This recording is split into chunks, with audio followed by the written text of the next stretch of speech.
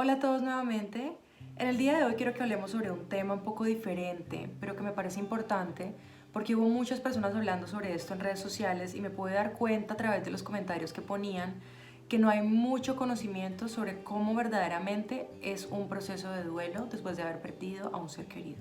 Hace un año, un joven que era cantante llamado Fabio Legarda fue asesinado por una bala perdida y fue un evento bastante difícil, duro para el país, para su familia, sobre todo y para las personas más allegadas, porque era una persona muy joven y nadie se esperaba que sucediera eso. Cuando ocurren este tipo de tragedias a personas tan jóvenes, es algo que conmociona mucho a la sociedad en general.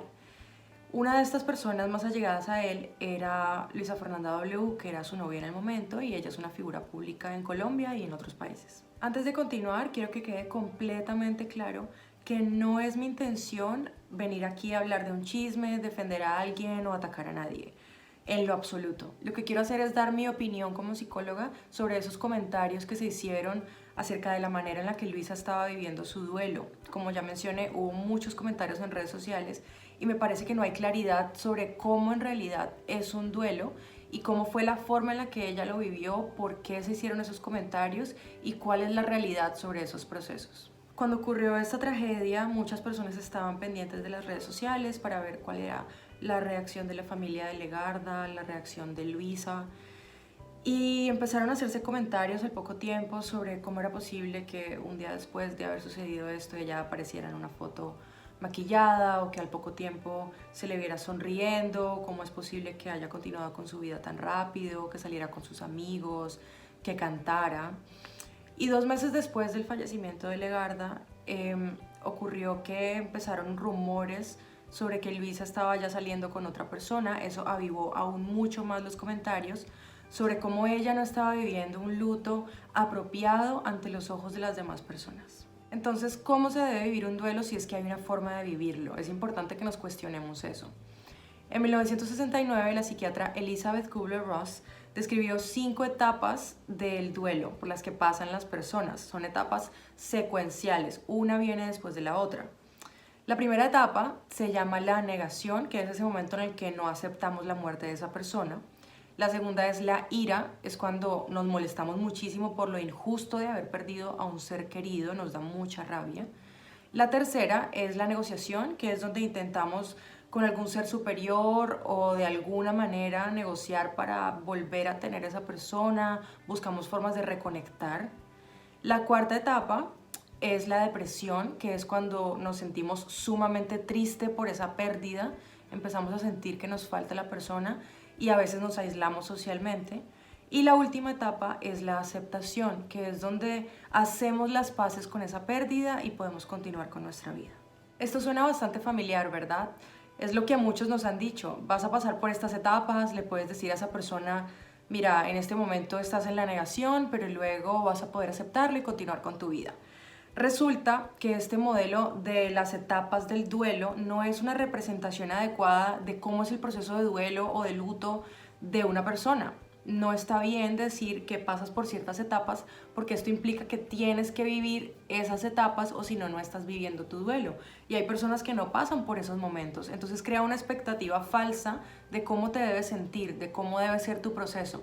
Y actualmente hay modelos que describen de una manera más apropiada cómo realmente funciona. Quiero invitarte por un momento a que pienses en cuál es el concepto que tú tienes sobre el duelo o el luto. ¿Cómo debe ser?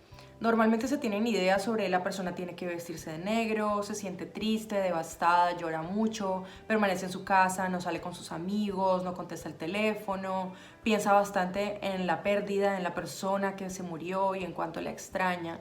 Y se genera todo un concepto bastante melancólico sobre este evento que es la muerte. Pero cuando nos enfrentamos a la realidad a nivel global, vemos que el luto se vive de maneras diferentes. Hay culturas que a veces celebran cuando se muere un ser querido o inclusive hay países en los que en su idioma no existe una palabra para definir luto, esa experiencia que vivimos cuando se muere un ser querido o una persona que conocíamos.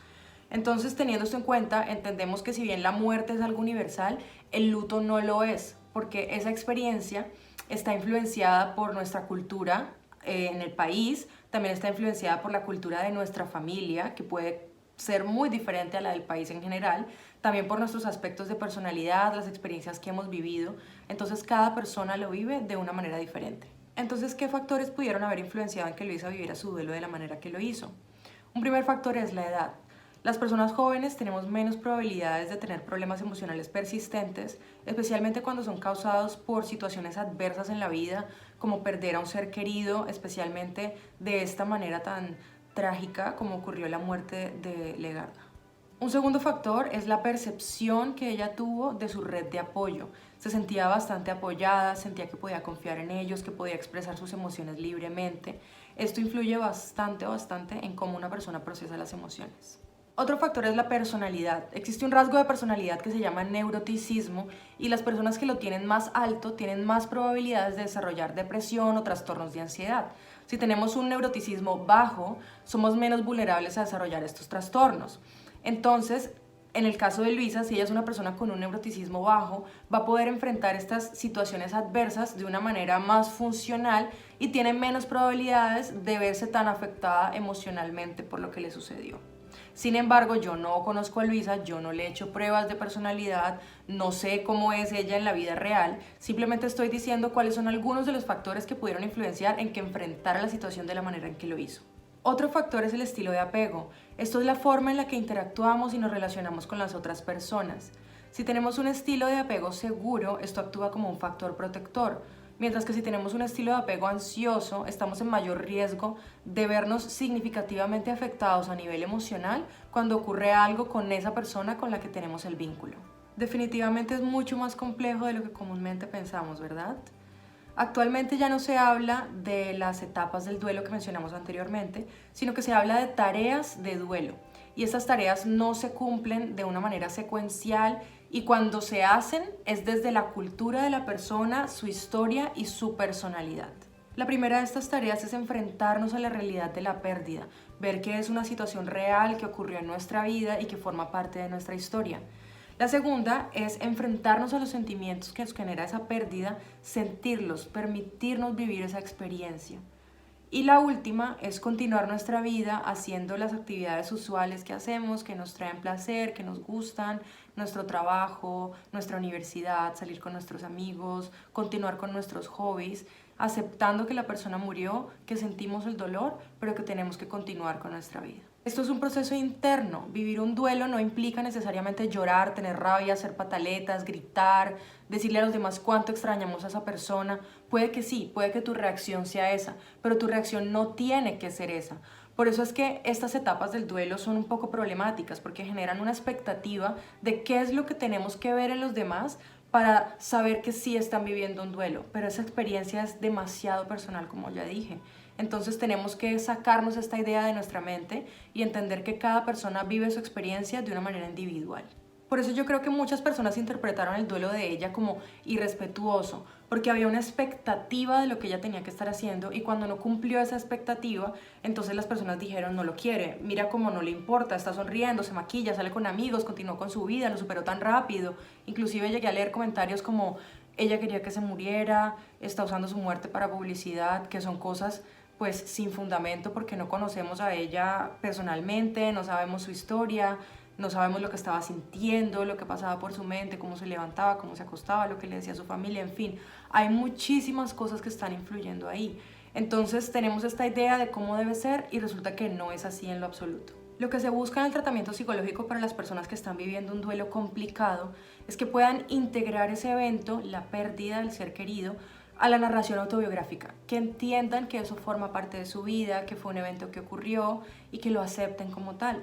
También si hay pensamientos negativos acerca de la persona que se murió o acerca de uno mismo como culpa, se busca también modificar eso, esos pensamientos y esas emociones para que la persona pueda sentirse bien. Además de eso, se busca reubicar a la persona fallecida emocionalmente. Inclusive hay personas que no son capaces de mirar fotos del ser querido que falleció. Entonces se busca también que puedan volver a hacer eso, modificar estas conductas evitativas, todo con el objetivo de que la persona se sienta bien y que pueda continuar con su vida normalmente. Porque de esto se trata, de que tú puedas continuar viviendo sin esa persona. Entonces, en vez de juzgar la forma en la que alguien está viviendo su duelo, pensemos que no conocemos la historia completa de esa persona. Tampoco sabemos exactamente lo que está pensando, no conocemos sus emociones, sus sentimientos, y que no hay una serie de etapas por las cuales esa persona tenga que pasar para nosotros ir como jueces y decir, ok, estás viviendo tu duelo de la manera correcta, esto que estás haciendo te va a servir para que puedas continuar con tu vida. Porque a la final de cuentas, es una experiencia muy personal teñida por nuestra individualidad. Quiero hacerles una invitación para que tengan presente que lo que vemos en redes sociales no es la realidad de la vida de una persona. ¿Cuánto dura una historia de Instagram? ¿15, 20 segundos? ¿Y qué pasa con el resto de horas del día? ¿Cómo se sintió esa persona? ¿Cómo pensó? ¿Cómo actuó? A veces hacemos comentarios insensibles creyendo que sabemos todo, pero en realidad no es así. Quiero reiterar que este video no es ni para defender ni para atacar a nadie. Simplemente quiero aprovechar esta oportunidad porque sé que es un tema del que se va a estar hablando y es importante que tengamos muy claro cómo funcionan estos procesos, que no juzguemos el luto o el duelo de una persona basados en creencias que tenemos que no son válidas realmente. Puede que esto esté aplicando en este momento para Luisa, así como está aplicando para muchísimas personas a nivel del mundo con otras situaciones completamente diferentes, así como puede que aplique para alguien que conoces. Entonces ya en este momento tú tienes claro que no existen esas etapas, que no hay una forma de vivir el duelo y no vas a ser una de esas personas que va a juzgar cómo esa persona está viviendo su proceso. Si te gustó este video, lo encontraste informativo, te sirvió para algo, aprendiste, cambiaste tu perspectiva, te invito a que lo compartas, a que le des like y a que te suscribas para que continúes recibiendo este contenido sobre salud mental que nos compete absolutamente a todos. Te voy a dejar mis redes sociales aquí para que sigamos en contacto y nos vemos en el próximo video.